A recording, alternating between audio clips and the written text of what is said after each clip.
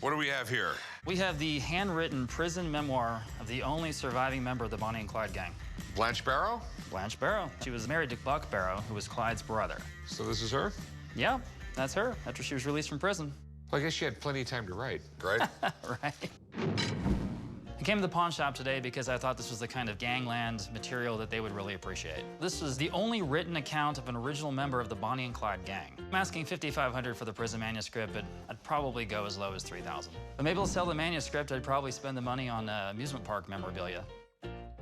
Okay, it's pretty interesting. I give you that. Okay, yeah, so Blanche hooked up with Clyde Barrow's brother, Buck. Did they ever actually get married? Weren't they only together for like a month? They actually were married. Okay, yeah, so there was the really super famous shootout where everyone died except for her. He dies and she goes to prison. That's right. She was very much part of the famous crime spree. She even lost her eye.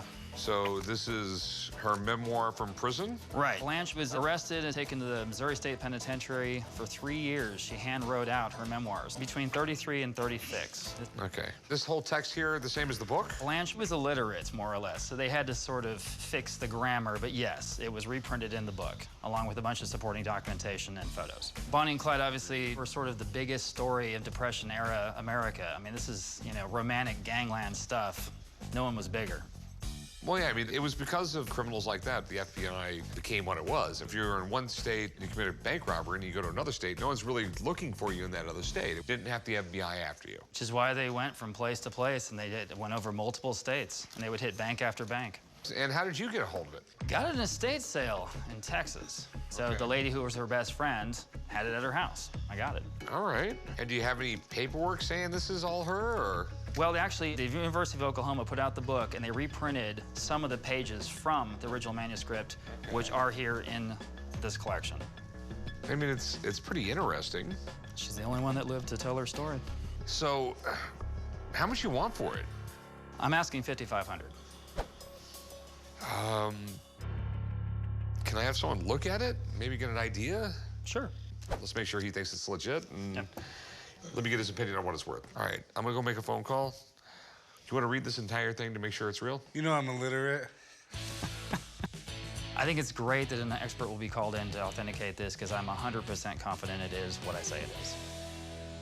This is what I called you about, the Blanche Barrow manuscript. Kind of got excited here about this thing. Well, Bonnie and Clyde obviously didn't write anything down. Right. How could they, Rick? They died. Before they died, they weren't keeping a diary or anything. Okay. So, what do you think? I'd like to take a look and first of all, just see what we're looking at. Sorry to take the pages out of here? Sure. Okay.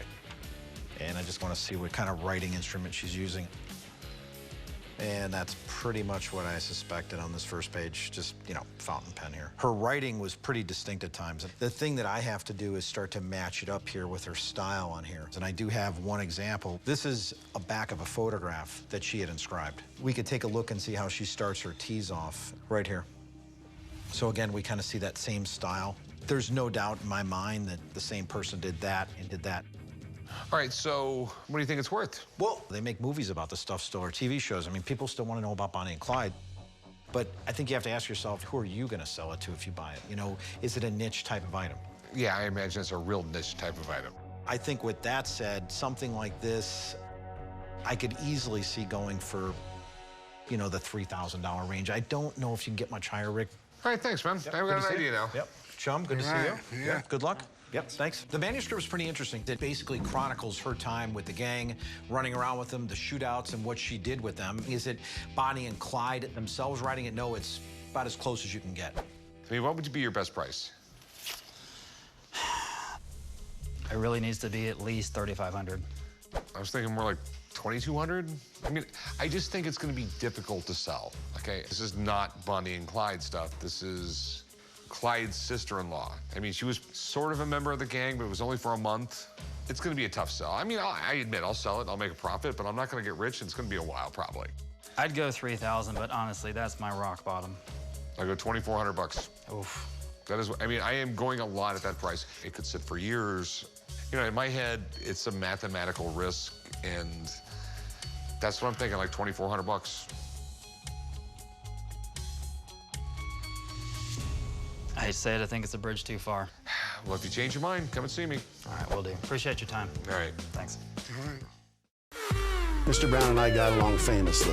Why he tittled through a pass, I caught the ball myself. It's got a name engraved on it. How did you end up with this? Sounds so fun.